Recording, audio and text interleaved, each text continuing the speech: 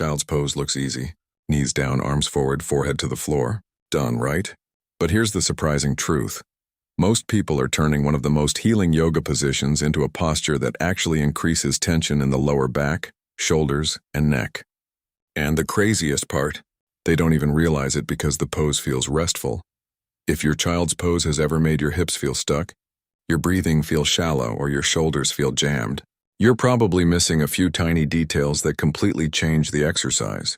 By the end of this video, you're going to feel a version of child's pose that actually relaxes your spine, opens your hips, and resets your entire body in a way most people never experience.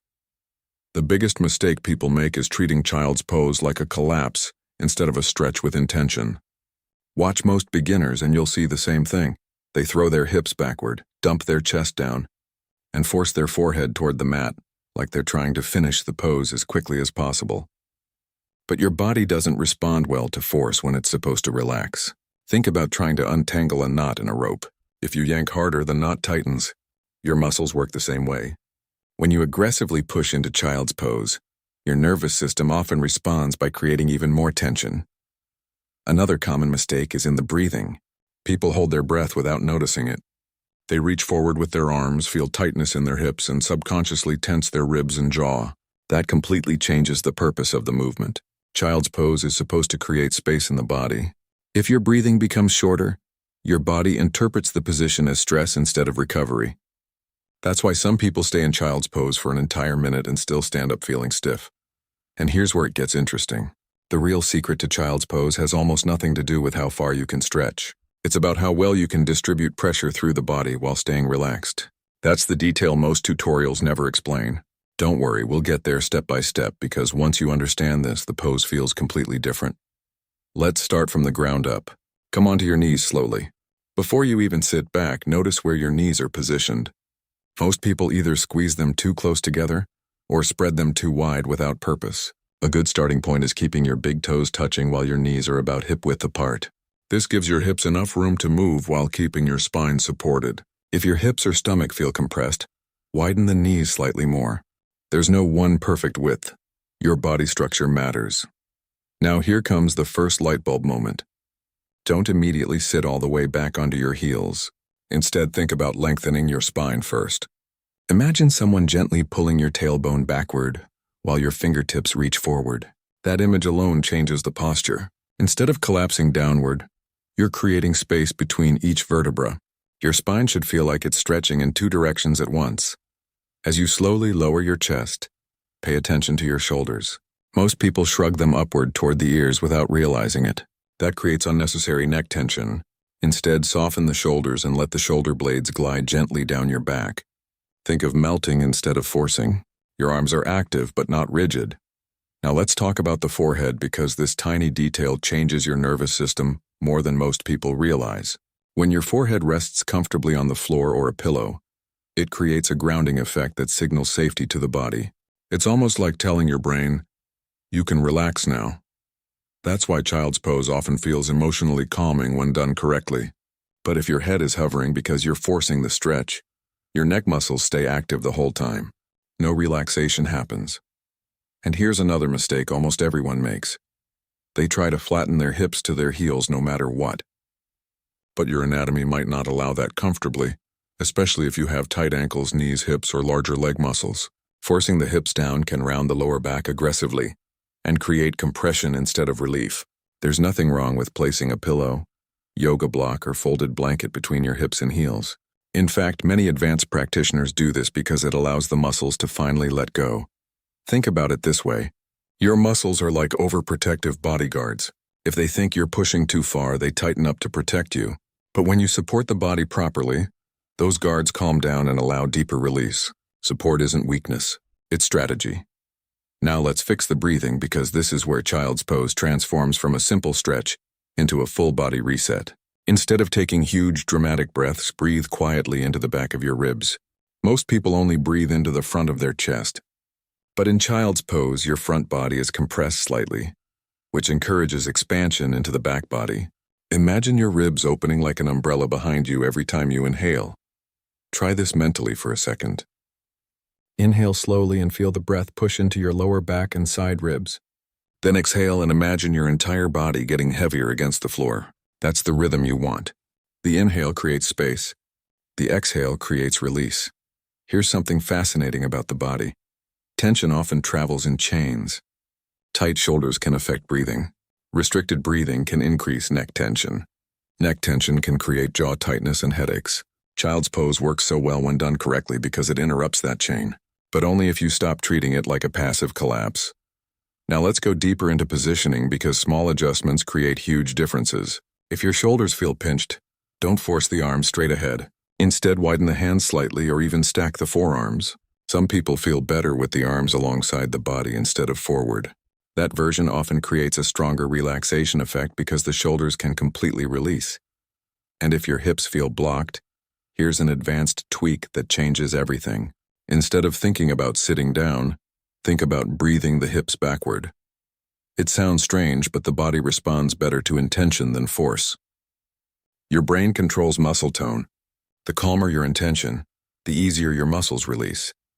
Imagine your body like wet sand settling naturally instead of concrete being smashed into place. That softness matters.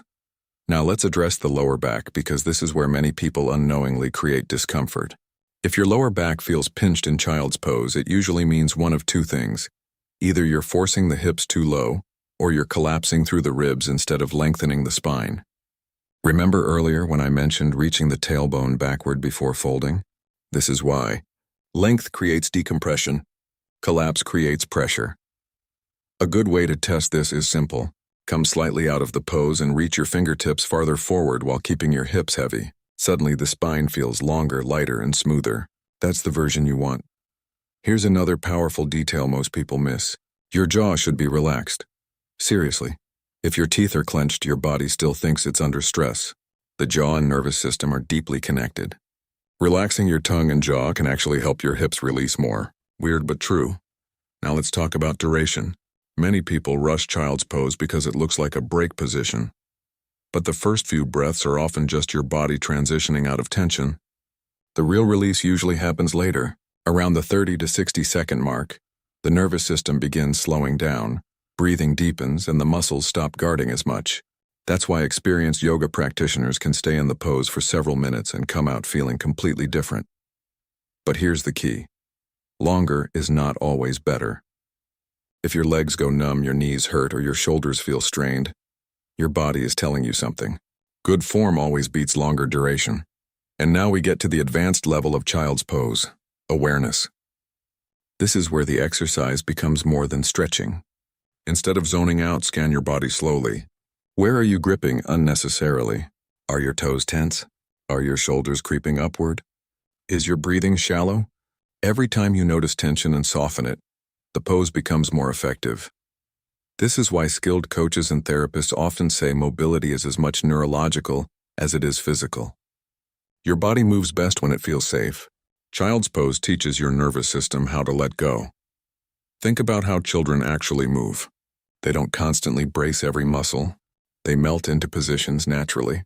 Somewhere along the way, adults lose that softness. Stress, sitting, injuries, workouts, and daily pressure teach the body to stay guarded all the time. Child's pose is powerful because it retrains relaxation. Now let's compare wrong form versus right form clearly.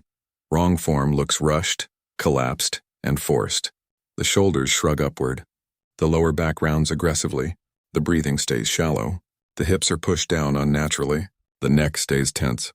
You may technically look like you're doing child's pose, but internally the body still feels defensive. Right form feels spacious and calm. The spine lengthens before folding. The hips sink naturally instead of being forced. The shoulders soften away from the ears.